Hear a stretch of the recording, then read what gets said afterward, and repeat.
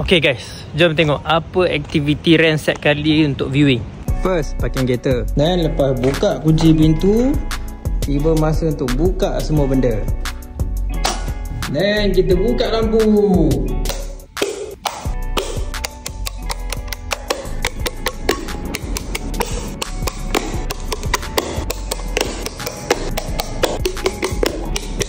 Okay, next ni berat sikit sebab kita nak kena buka semua sliding door dengan tirai-tirai dalam rumah 2.5 story semi-D ni.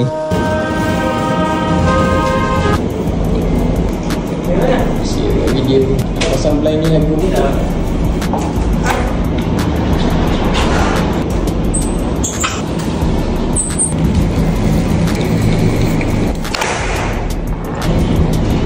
Rumah ni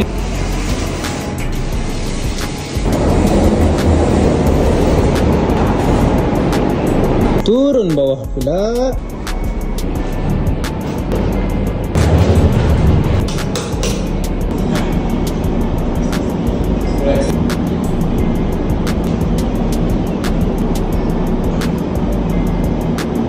Tapi nanti nak tutup, saya minta staff owner je lah tolong tutup kan. Tak larat pula nak ulang alik ni. Kalau abang akak berminat, bolehlah follow saya untuk tengok live of Ren dekat Malaysia ni macam mana.